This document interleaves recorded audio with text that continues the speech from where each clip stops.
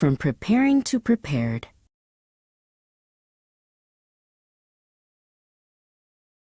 Vikaas sat at his desk, the weight of his 10th grade textbooks feeling like a vast, silent mountain. On a sticky note pressed to his lamp, he had written a single number, 100%. It was his goal, his dream, and lately his greatest source of worry. The ink seemed to glow under the yellow light, reminding him of the mountain he still had to climb. Every evening, his father, Rohan, would lean against the doorframe with a look of quiet expectation. "How is the preparation going, Vikaas?" he would ask. Vikaas would keep his eyes on his notes, his shoulders tightening. "I am preparing, Papa," he would answer, but the word preparing felt like a circle that never ended. Then came his mother, Jyoti, with a glass of warm milk and a gentle pat on his head.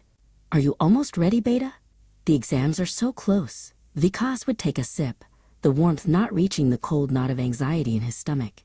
"I'm still preparing, Ma," he whispered. To him, preparing meant he wasn't there yet, and perhaps he would never be. At school, the atmosphere was just as heavy. During the lunch break, Vikaas stayed in the library, surrounded by practice papers. He felt like he was running a race where the finish line kept moving further away. No matter how many hours he clocked, the fear of the unknown kept him anchored to the spot. His teacher, Suvidha Mom, found him there one afternoon. She didn't ask him how his preparation was going. Instead, she sat down and looked at the mountain of papers. "Vikaas," she said softly, "you are working very hard, but you look like a traveler who is lost because he refuses to look at the map." Suvidha Mom took a clean sheet of paper and drew a line down the middle. "Stop reading the same chapters over and over," she explained. "That is just preparing. To be prepared, you must test yourself. Teach the concepts to an empty room. Use active recall. Turn your notes into questions, and if you can answer them without looking, you move from the left side of this page to the right." Vikaas looked at the two columns. One was labeled the process, and the other the result. Suvidha Mom smiled. "Confidence doesn't come from the hours you spend staring at a book. It comes from the moments you prove to yourself that you know the material. Change your vocabulary, Vikaas. Move from the process to the state of being." That night, Vikaas changed his approach. He stood up and faced his bedroom wall as if it were a classroom.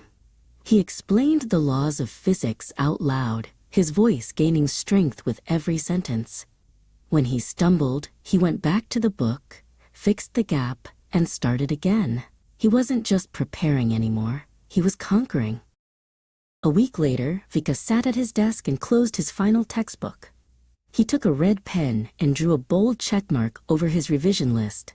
He didn't feel the usual panic. Instead, he felt a strange, quiet stillness. He realized that for the first time, he wasn't looking for things he didn't know. He was confirming everything he did. The evening before the first exam, Rohan appeared at the door again. The familiar questions started to form. "So Vikaas, how is the—" But he stopped when he saw his son. Vikaas wasn't hunched over. He was sitting calmly, watching the sunset through the window. "How is the preparation, son?" Rohan finally asked. Vikaas turned to his father, a genuine, steady smile on his face. He didn't say he was working on it. He didn't say he was trying. He looked his father in the eye and said firmly, "I am prepared, Papa." The words felt solid, like a shield he had forged himself. On the day of the final result, Vikaas walked toward the school gates. He saw Suvidha Mom waiting there. He didn't need to see the notice board to know he had reached his mountain peak. He had learned that 100% wasn't just a score on a paper. It was the total confidence of a mind that had shifted from doing to being.